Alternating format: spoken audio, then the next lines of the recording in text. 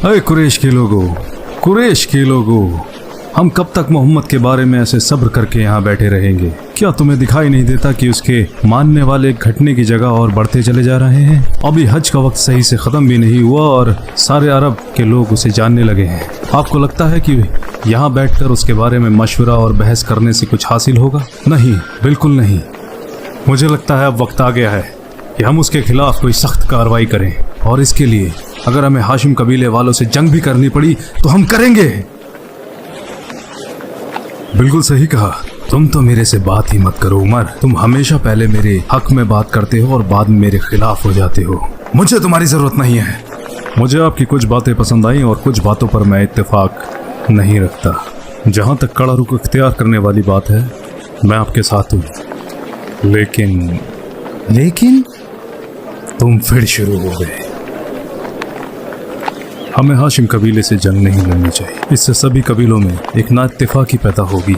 हमारा झगड़ा मोहम्मद और उसके मानने वालों के खिलाफ, जो सभी कबीलों से ताल्लुक रखते हैं।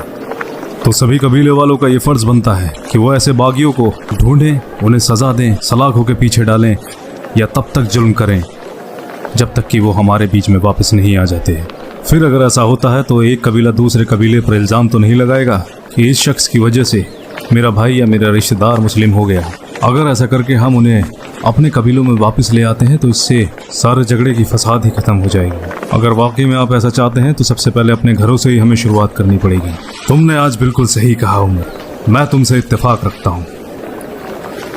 बिल्कुल सही बात की उमर, लेकिन कहीं ऐसा तो नहीं कि ये सब करने के पीछे उसका कोई खास मकसद हो। मेरा मतलब दौलत, मुल्क, ऐशो आराम, औरत, या हो अगर मैं वहां जाऊं और उसके सामने ये सब पेशकश रखूं, अगर वो इनमें से कुछ भी मांगता है तो हम उसे वो सब दे देंगे और बदले में वो करना छोड़ देगा जो वो कर रहा है। क्या कहते हैं? और अगर ऐसा ना हुआ तो फिर तुम्हारी मर्जी।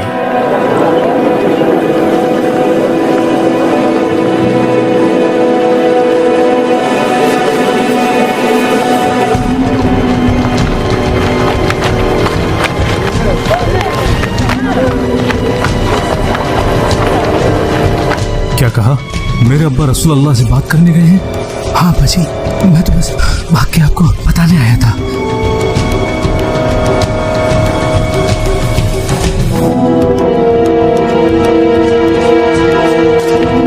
या मोहम्मद, कौन बेहतर है, आप या अब्दुल मुत्तलिब?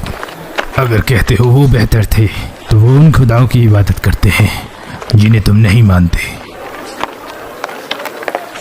अगर कहते हो आप बेहतर हो तो बताओ हम आपको कैसे बेहतर माने।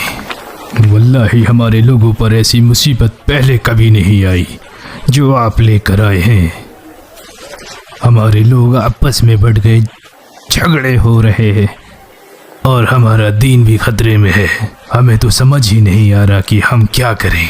ऐसा लगता है कि एक दूसरे से लड़कर आपस में ही बर्बाद हो जाएंगे। बताओ हमें, अगर गरीबी की शिकायत है तो हम आपको इतना माल इकट्ठा करके देंगे कि आप पूरे कुरैश के सबसे अमीर इंसान बन जाएंगे। अगर मुल्क की चाहत है तो हम आपको अपना बादशाह बना लेंगे।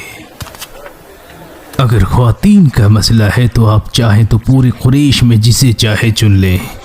हम आपको 10 ख्वातीन निकाह में देने के लिए तैयार हैं।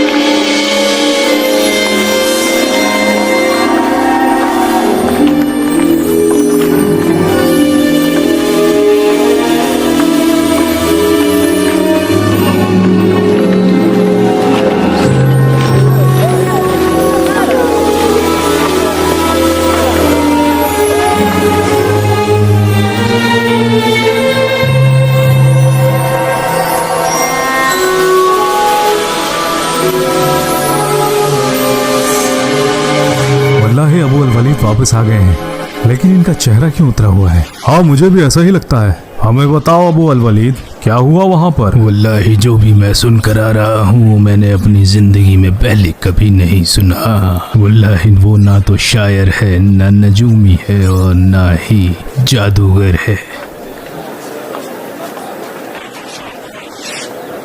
कुरैश के लोगों, मेरी बात सुनो, चाहो तो इसका सारा जिम्मा मेरे सिर पे डाल देना, लेकिन इस इंसान के काम में दखल मत डालो, भूल जाओ उसे। वल्लाही वो माशरे में बड़े बदलाव लेके आने वाला है, जैसा कि वो कहता है। अगर इस बीच में उसे अरब मार डालते हैं तो तुम्हारा काम वैसे भी पूरा हो गया, और अगर उसने फतेह पा ली तो उसका मुल्क तुम्हारा मुल्क और उसकी इज्जत तुम्हारी इज्जत होगी, और उसे लेकर तुम सबसे ज्यादा। मुझे लगता है अपने मीठे अल्फाजों से उसने तुम्हारे ऊपर भी कोई जादू कर दिया है अल वलीद। ये मेरी अपनी राय है, मानो या ना मानो। वल्लाही मेरे अब्बा ने हकीकत बयान की है। अगर आप लोग मोहम्मद और उनके पैगाम में यकीन नहीं रखना चाहते तो कम से कम इतना तो कर सकते हो, मेरे अब्बा की सलाह मान लो। मान ले भाई, हम ऐसी सलाह क्यों मान ले? क्या तुम्हें वाकई अपने अब्बा के दीन और उनके नज़रिए का ख्याल है? तो क्यों ना आज तुम हमारे साथ बैठो और हमें कोई रास्ता दिखाओ जिससे कि हम अपने दुश्मन के साथ सख्ती से निपट सकें। मैंने सुना है कि तुम बहुत होशियार हो, और अब तो तुम्हारे साथ सालिम भी है। हमें इसकी भी दानिशमंदी की ज़रूरत पड़ेगी, क्योंकि मोहम्मद ने हमारे लिए काफ़ी मुश्किलें खड़ी कर दी हैं। हो सकता है कि शायद ये हमारे लिए कोई रास्ता निकाल सके। बताओ ना सालिम, हमें मोहम्मद और उसके सहाबाओं के साथ क्या करना चाहिए? क्या हम उन्हें भूखा रखें, या प्यासा मार दें, या फिर उनके साथ मारपीट करें, और या फिर हर जगह जाकर उन्हें बेआबरू कर दें? बस करो अबुल हकम, तुम मुझे अबू जहल क्यों नहीं बुलाते जैसा मोहम्मद तुम्हें सिखाता है? क्या कह रहे हो अबुल हकम? क्या तुम नहीं जानते अबू दैफा मुसलमान हो चुका है, और साथ ही इसका अजीज खलील दोस्त सलीम इब्ने पता नहीं कौन। तुम जानते हो ये मेरा बेटा बन चुका है। हाँ मैं जानता हूँ तुमने इसे गोद लिया है, लेकिन जहाँ तक इसके असली बाप की बात है, अल्लाह की कसम मुझे बिल्कुल इल्म नहीं, जैसे इसको इस अपने बाप का इल्म नहीं है। रसूल अल्लाह ने बिल्कुल तुम्हें सही नाम दिया अबू जहल। तुम वाकई सच से मुंह फेर कर लोगों में जहालत फैलाते हो। सुना आप लोगों ने, तुम अगर हमारी इज्जत नहीं कर सकते तो कम से कम अपने बूढ़े बाप अल वलीद का तो ख्याल करो। तुम्हारी इन हरकतों की वजह से उन्हें कितनी शर्मिंदगी उठानी पड़ सकती है, तुम्हें इस बात का। चुप हो जाओ अबू अल हकम, वरना तुम्हारा हश्र भी आज बुरा होगा। तुम इससे ज्यादा और कर भी क्या सकते हो? अल्लाह की कसम, तुमने अपने बाप का दीन मिट्टी में मिला दिया। तुमसे बड़ा अहमक और कम अकल मैंने अपनी जिंदगी में नहीं देखा। अपनी हद में रहे भद्दे गंदे इंसान, तूने अपने बाप का नाम मिट्टी में मिला दिया। अपनी हद में रहो अबुल हाकम, तुम भूल रहे हो वो मेरा बेटा है। क्या इसे याद है कि आप इसके बाप हैं, इसीलिए आपने इसे छोड़ दिया? आपको पहले से इल्म था कि ये मुसलमान हो चुका है, फिर भी आपने इस सच को हम सबसे छुपाया। अगर ये आपसे काबू में नहीं आ रहा तो इसे हमारे हवाले कर दीजिए। जिसने भी इसे छूने की कोशिश की मैं उसकी नाक मिट्टी में रगड़ दूंगा। और सालिम, ये तो आपका बेटा नहीं है, इसे हमारे हवाले कर दो। जो मेरे बेटे का बेटा हो गया मैं उसका दादा बन गया। सुना आप लोगों ने, अबू अल वलीद ना तो हमें बेटा सौंपने को तैयार हैं और ना ही अपना पोता। तुम्हें अब्दे शम्स कबीले पे इल्जाम लगाकर बड़ी खुशी मिल रही होगी, ये तुम्हारे खिलाफ भी जा सकता है। बेहतर होगा पहले अपने गिरेबान में झांको। तुम्हारा भाई सलामा इब्ने हिशाम और उसका सुतेला भाई अय्याश इब्ने अबी रबिया दोनों मुसलमान हो चुके हैं। हमें बदनाम करने चले हो। बताओ तुमने ये बात लोगों से क्यों छुपाई? जिनके घर शीशे के होते हैं वो दूसरों के घरों पर पत्थर नहीं मारा करते अबुल हाकम।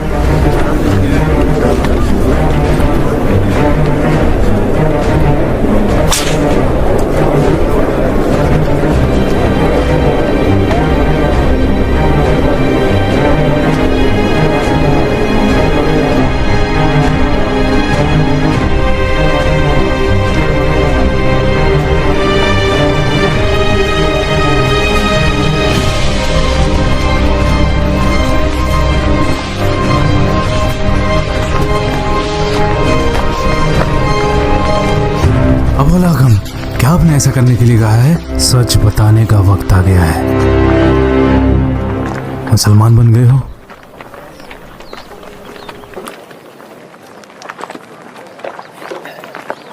मैंने कुछ पूछा? हाँ, हम मुस्लिम हुए हैं, अल्हम्दुलिल्लाह।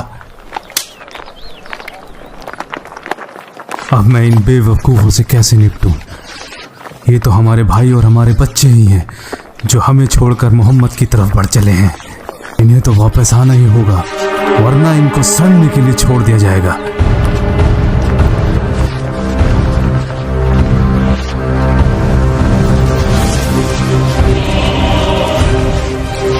पकड़ो इन दोनों बेवकूफों को।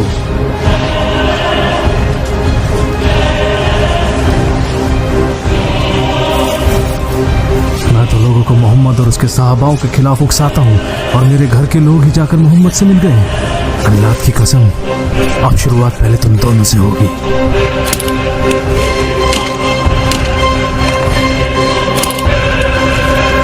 अब हाशिम और अब्द मनफ कबीले के लोग हमारे खिलाफ एक हर्फ नहीं बोल पाएंगे। अब ये तुम्हारे दोनों जिगरी दोस्त और मेरे भतीजे, अगर तुम इन्हें भूख और प्यास से तड़पते हुए नहीं देखना चाहते तो समझाओ इन्हें।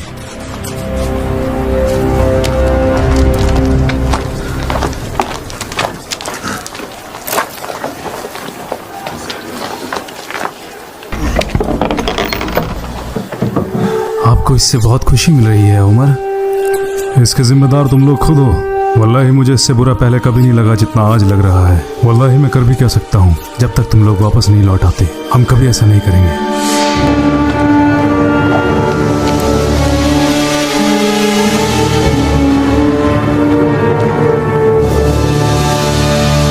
बाहर घूम रहे थे और कैसे तुमने मुझे बताया था कि तुमने सहाबाओं को कहते हुए सुना है, और फिर आप लोगों ने फारस और रोम सल्तनत की बात की और बताया कि कैसे इस्लाम मशरिक से लेकर मगरिब तक दुनिया के हर कोने में पहुंचेगा, और ये भी कि कैसे मोहम्मद लोगों को एक साथ लाकर दीन के साथ जोड़ते हैं और उन्हें हक और सच्चाई की बिना पर मर्तबा दिया जाता है। वल्लाही मुझे तो उसी दिन से तुम पर शक हो गया था, लेकिन फिर भी मैंने जाने दिया, ये सोचकर कि अबू अल हाकम तुम्हारे भाई हैं और अल वलीद इब्न अल मुगीरा तुम्हारे चचा हैं और मैं तुम्हारा ख़ास अजीज़ दोस्त हूँ। हमें उम्मीद है कि तुम इस्लाम में भी हमारे इसी तरह दोस्त रहोगे जैसे कि हम जाहिलियत के दौर में भी थे। अब हम आगे कैसे दोस्त रह सकते हैं जबकि तुमने मोहम्मद का साथ पकड़ लिया है और मैं उनका सख्त दुश्मन हूँ। जैसा कि तुमने कहा फैसला सच और झूठ का है और तुम यकीन करते हो कि तुम सही हो और मैं गलत, उसके बाद हम कैसे दोस्त रह सकते हैं? मेरी बात सुनो उमर, तुम हमसे ज़्यादा समझदार हो, तुम्हारी बातों में सच्चाई है और तुम हक बात करते हो, ईमानदार और बाखलाक हो। जो आपके दिल में है वो आपकी जुबान पर भी दिखाई देता है। आप हर तरीके से बेहतर हैं।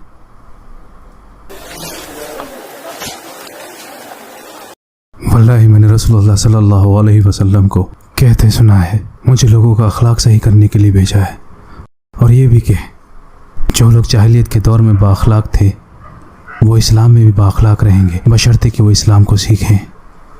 मैं तुम्हारे बारे में जानता हूँ उमर, तुम खालिस सोने की तरह हो।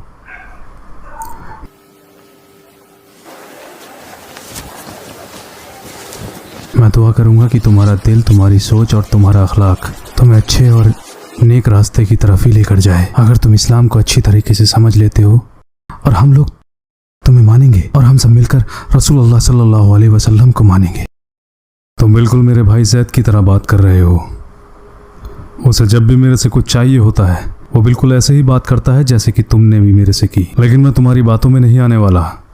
अगर तुम मुझसे कुछ मदद की उम्मीद रखते हो तो अपनी जिद छोड़ दो।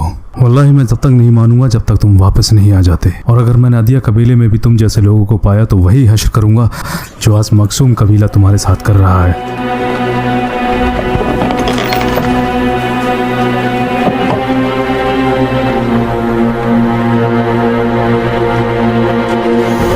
बनी आदि यहाँ आओ, मेरी बात सुनो। बनी आदि, आदिया कौम के लोगों यहाँ आओ और मेरी बात सुनो। वल्लाही ये कड़ा फैसला लेने का वक्त है। अब ये हमारी हद से बाहर है। अब हम बर्दाश्त नहीं कर सकते। उनको सजा मिलकर रहेगी। हमारी कौम के बड़ों ने फैसला लिया है, जिस कबीले ने भी मोहम्मद का साथ दिया उस पर हमारी नजर रहेगी।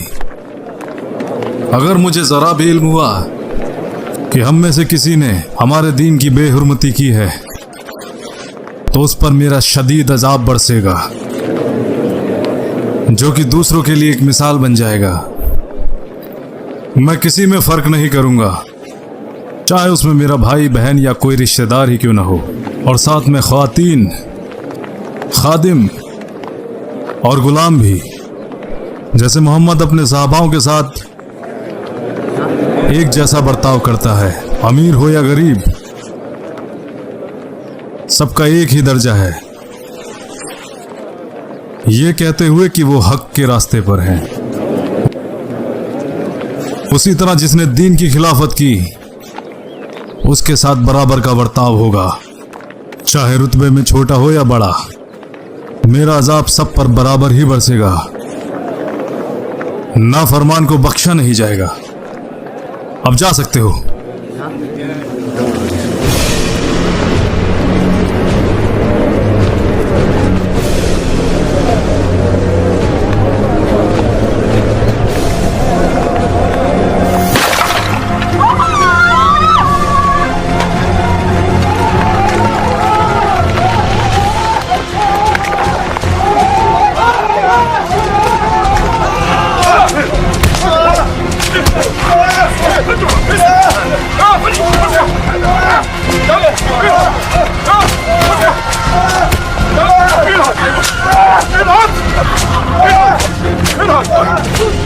अगर तुम्हारे पास आंखें हैं जो देख सकती हैं तो देखो इन्हें, और अगर तुम्हारे पास कान हैं जो सुन सकते हैं तो सुनो इन्हें। ये तो बस आगाज है, अंजाम तो अभी बाकी है। अभी तो तुम्हारी हिम्मत और सब्र का इम्तिहान बाकी है। हम अभी अपने अंजाम तक पहुंचे नहीं हैं। जो भी इन बेवकूफों के साथ आना चाहता है आगे आए। मेरा यकीन है कि वो जरूर मरेगा, लेकिन मरने से पहले मैं उसे 1000 बार मारूंगा।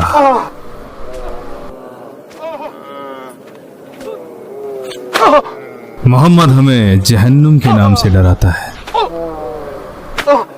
जहन्नुम यही है, और जहन्नुम आज है और अभी टला नहीं है। हम बताएंगे जहन्नुम क्या होता है।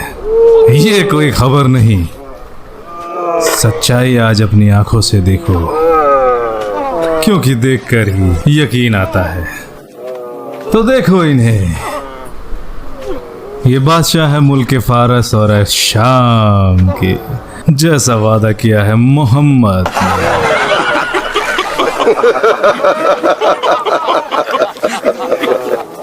मेरे मालिक, बताइए मुझे मैं आपकी क्या खिदमत कर सकता हूँ। मैं तो आपका खादिम हूँ, और आप सुरखाब के पंख से आपकी हवा कर दूं मेरे मौला। और आप मेरे सैयदी, आपको क्या पेश करूं? महंगी शराब जो आपको खुश कर दे। अपने गुलाम को सैयदी बस एक इशारा कीजिए।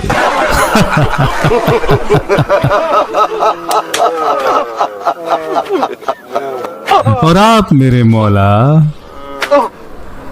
आपके लिए नचनियन पेश करूं जिसके साथ आप मौसीकी कर सके और तंबूर की आवाज पे अपनी कमर हिलाएं।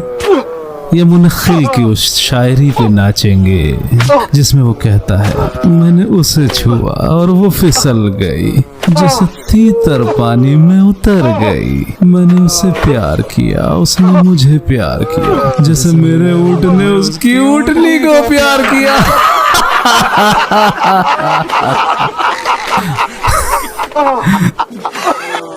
भाई, मैंने ऐसे बादशाह अपनी जिंदगी में नहीं देखे जिन्होंने सारी दुनिया का ऐशो आराम छोड़ दिया, जबकि सारी दुनिया का खजाना उनके कदमों में पड़ा था। या शायद हम ही बादशाहों की खिदमत ना कर पाए, इसलिए हमें छोड़ दिया।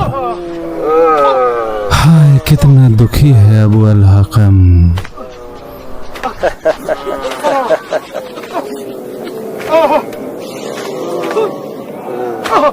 तुमने देखा,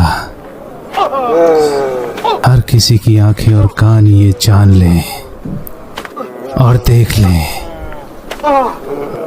दोबारा बादशाह बन के यहाँ मत आना। मक्का में और बादशाहों के लिए कोई जगह नहीं।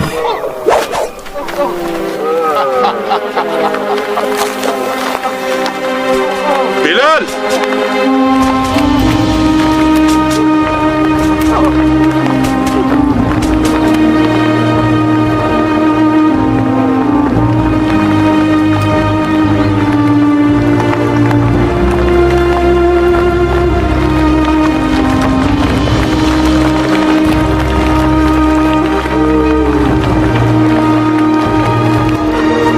पानी लाओ।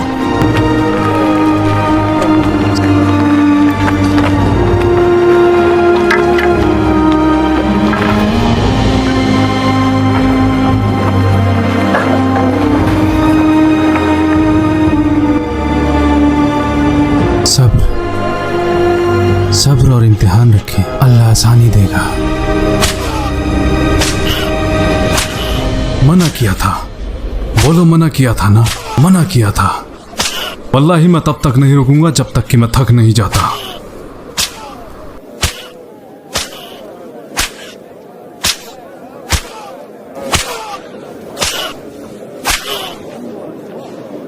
ले जाओ इन्हें और ले जाकर बंद कर दो। इनके पैरों में बेड़ियां डाल दो। इनको खाने और पीने के लिए सिर्फ इतना ही खाना देना और इतना ही पानी देना ताकि ये बस जिंदा रह सके।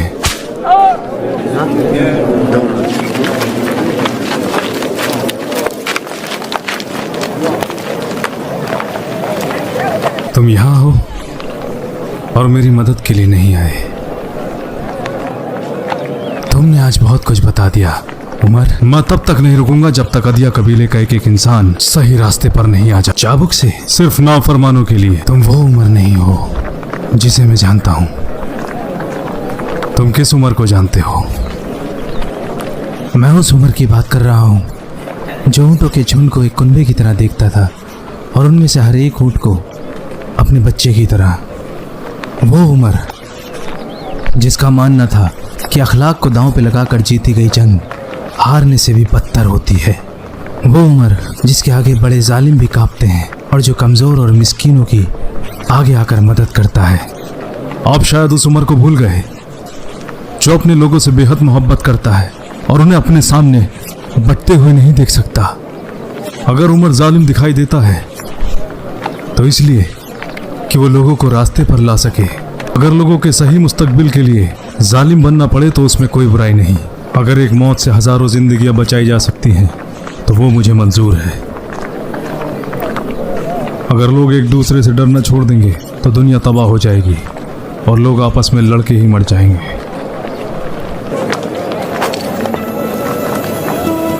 ला हौला वला कुव्वता इल्ला बिल्लाह। हक बात कही। अगर सही जगह इस्तेमाल हो तो।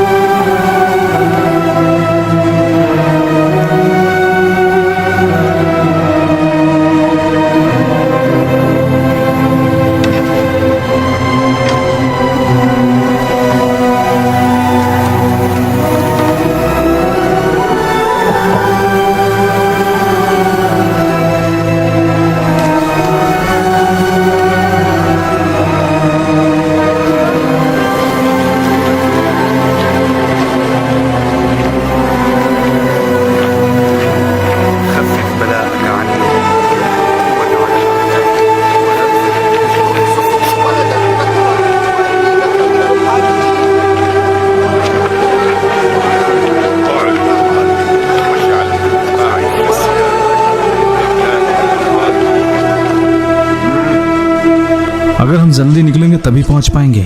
वो गुलाम कहाँ है? बिलाल, मैंने रात उसको बोला था जल्दी आने के लिए, पता नहीं अब तक क्यों नहीं आया। अस्सलामु अलैकुम व रहमतुल्लाह। अस्सलामु अलैकुम व रहमतुल्लाह।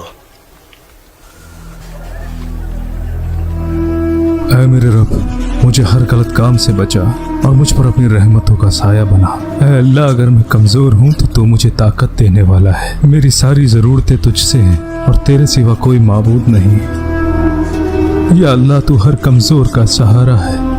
मेरे मालिक, मैं सिर्फ तुझ में यकीन रखता हूँ और तुझसे ही मदद मांगता हूँ।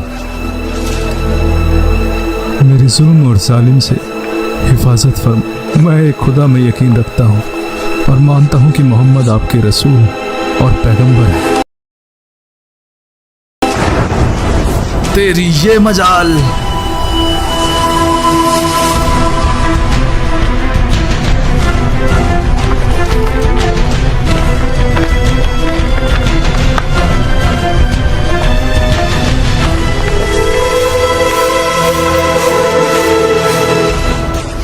तू मुझे दरकिनार करके मोहम्मद में यकीन रखता है। मुझे इजाज़त की ज़रूरत नहीं। गुलामों के कब से खुदा होने लगे? उनके खुदा तो उनके मालिक होते हैं। तो अपने खुदा से दुआ कर कि वो तुझे मेरे अजाब से बचा ले, ऐसा अजाब जो पूरे अरब में किसी ने नहीं देखा होगा। अगर मेरा अल्लाह मेरी आजमाइशी लेना चाहता है तो मैं तैयार हूँ, बस वो मुझसे राज़ी हो जाए। और ये तो एक मामूली अजाब है उस अजाब के सामने जो अल्लाह तुम पर नाजिल करेगा।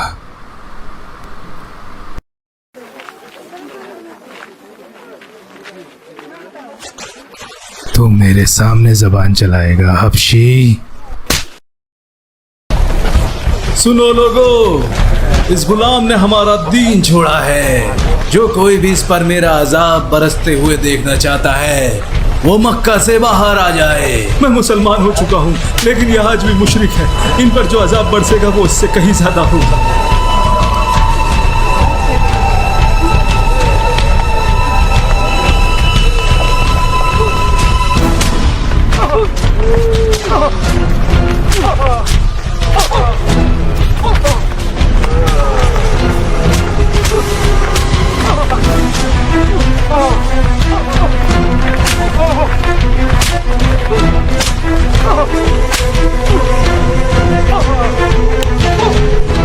अब बता तेरा खुदा कौन है बिलाल? अल्लाह एक है और मोहम्मद मेरे नबी है और इस्लाम मेरा दीन है। ये ले, जब तक तू नहीं मानेगा। ये ले, ये ले, ये ले।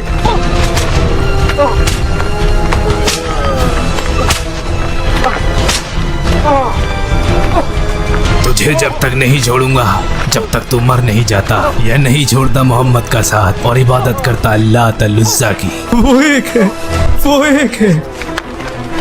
मोहम्मद के पास उसका पूरा खानदान है बचाने के लिए। तेरे पास कौन है? तू क्यों इतनी मार बर्दाश्त कर रहा है?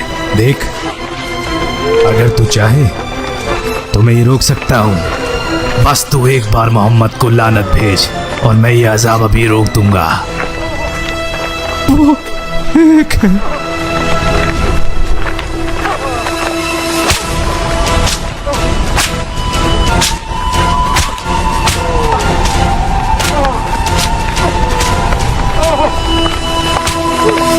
रुक जाओ, मैं कहता हूँ रुक जाओ।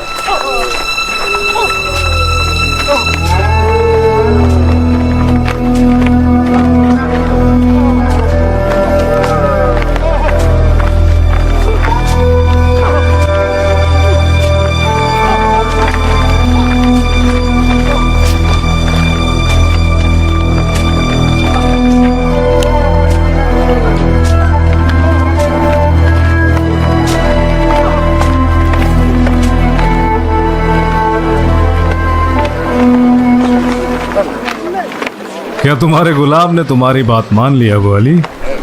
सुना था कि तुम इसे तब तक नहीं छोड़ोगे जब तक कि ये वापस नहीं आ जाता और लानत नहीं भेजता मोहम्मद पर। कल और तुम क्या अपने भगोड़ों को मार पीट कर थक गए हो? और आराम करने निकल पड़े हो। क्या तुम नहीं जानते कि तुम्हारा साथी यासर अल अंसी और उसकी बीवी सुमैया और उनका बेटा अम्मार सभी ने मान लिया है मोहम्मद के दीन को।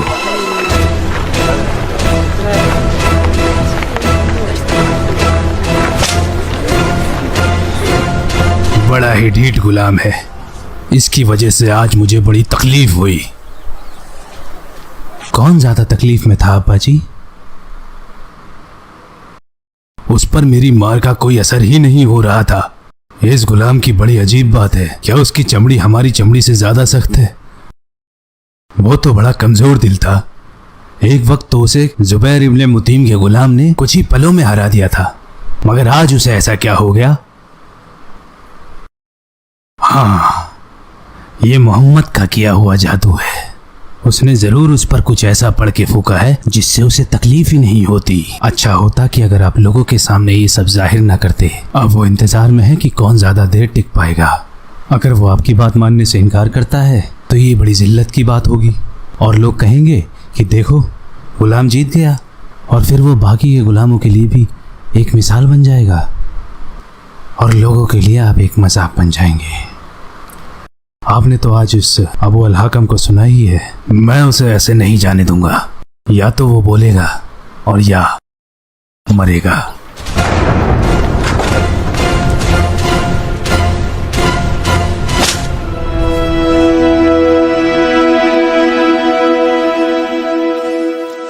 तो आज मेरी समझ में आया, जिसके बारे में तुम हमेशा मुझसे बात किया करते थे लेकिन कभी खुलकर सामने नहीं आते थे। मुझे तुम पर शक था, लेकिन फिर मैंने सोचा कि जिसके बारे में अरब आपस में लड़ाई कर रहे हो उसका गुलामों से क्या लेना देना।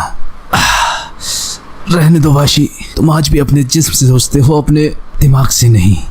सही कहा, मेरा जिस्म तुम्हारे जिस्म की तरह ही है, बस उस पर इतने घाव नहीं है। आखिर तुम उनकी बात मान क्यों नहीं लेते? मेरा जिस्म तुम्हारे जिस्म की तरह जरूर है, लेकिन मेरा दिल तुम्हारे दिल से बिल्कुल अलग है। अहमक, तुम पागल हो चुके हो। तुम मेरे लिए सब क्यों कर रहे हो वाशी? तुम मेरी परवाह ना करो। तुम्हारा मालिक तुम्हें यहां देखकर बहुत नाराज होगा। शायद मैं भी पागल हूं। क्या गुलामी काफी नहीं थी जो अपने लिए ये आजमाइश पड़ा ली? कितने बदकिस्मत हो तुम। बदकिस्मत तो उमैया इब्न अल खलफ है, और तुम, मैं और उमैया इब्न अल खलफ एक साथ। मुझे खुश होना चाहिए। हाँ, क्योंकि तुम दोनों ही गफलत में हो, जबकि मैं अबू बकर, अब्दुर्रहमान इब्न औफ, उस्मान इब्न अफ़्फ़ान और अली इब्न अबी तालिब के साथ हक के रास्ते पर हूँ। क्या वाकई ऐसा है? मेरा मतलब तुम सब एक बराबर हो। जैसा मैंने पहले भी कहा था, तुम अहमक हो।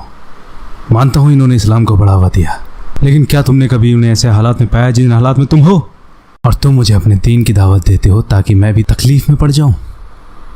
तुम मुझसे ज़्यादा ताकतवर हो, इसलिए बर्दाश्त भी ज़्यादा कर सकते हो। इसी बात ने तो मुझे परेशान कर दिया कि तुम कैसे इतना अज़ाब बर्दाश्त कर सकते हो। ये जज्बा तुम में पहले कभी था ही नहीं। ये इस्लाम है वाशी, ईमान। तुम क्यों नहीं समझते? मुझे बस एक ही बात पता है कि तुम भी मेरी तरह गुलाम ही हो। मैं आज अपने आप को आज़ाद महसूस कर रहा हूँ, कसम परवरदिगार की, उमैया इब्न खलफ से।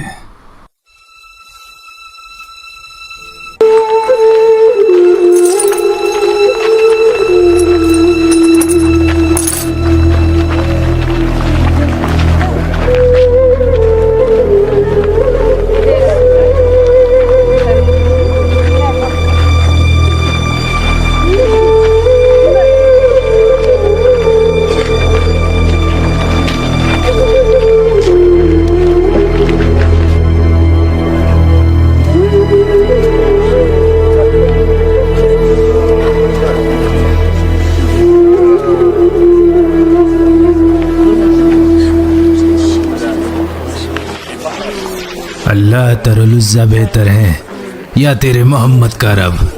वो एक है। अल्लाह तरलुज़्ज़ा बेहतर है, वो एक है। मोहम्मद में तेरी बेयकीनी तुझे अजाब से बचा सकती है। वो एक है। तुझ पे लानत बरसेगी काले हफ्शी। हमारे रिश्तेदार और हमारे हिमायती। अगर गलत करें तो समझाना तो पड़ता है। हमने तुम्हें सहारा दिया, मदद की, तुम्हें खिलाया और तुम्हारी शादी भी कराई। हमारा दिन छोड़कर चल दिए मोहम्मद के पास। तो ये सिला दोगे तुम हमारे एहसानों का?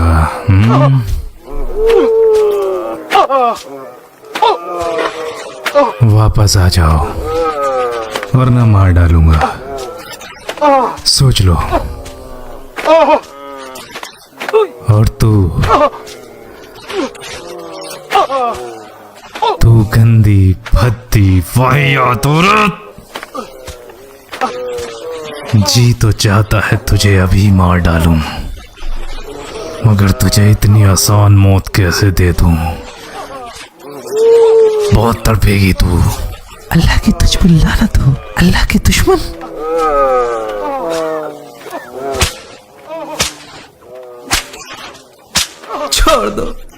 छोड़ दो उसे, चाहे मेरी जान ले लो। तेरी भी जान लूंगा, मगर तब तक नहीं जब तक तू इनका हश्र नहीं देख लेता। यह एक रास्ता है, लानत भेजो मोहम्मद पर। मैं तुझ पर लानत भेजती हूँ, अल्लाह के दुश्मन। तू बदअखलाक है, बुज़दिल है, मगरूर है, मगर तू मेरा गुस्सा भूल गई।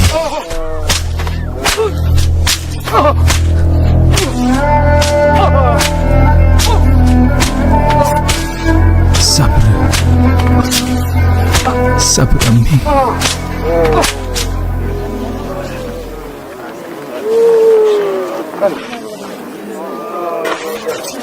कैसा लग रहा है तुझे बिलाल? बता मुझे, जहन्नुम जिसकी तपिश की गवाही मोहम्मद देता है, उससे ज्यादा गर्म ये तपती रेत है या ये सख्त चट्टान? वो एक है। एक बार अल्लाह अल-उज़्ज़ा बोल, उसके बाद मुझे तुझसे कुछ भी नहीं बुलवाना, फिर तुझे जाने भी दूंगा। वो एक है।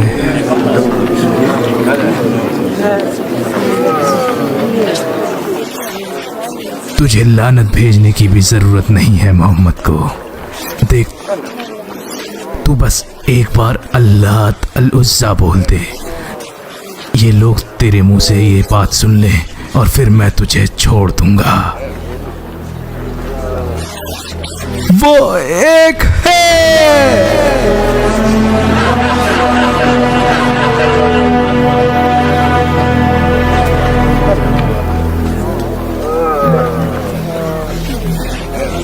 बस एक हर्फ बोल दे, अल्लाह अल-उज़्ज़ा।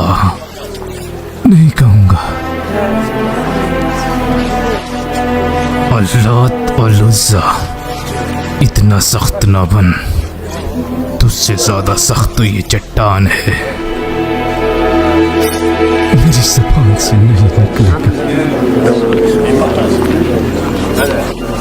सुन बिलाल, तेरे साथ के गुलामों पे जब भी कभी ऐसा जुल्म हुआ है, उन्होंने अपने आप को बचाने के लिए माफी मांगी ली है। तू भी माफी मांग ले और बच जा। अपने आप पे इतना जुल्म ना कर।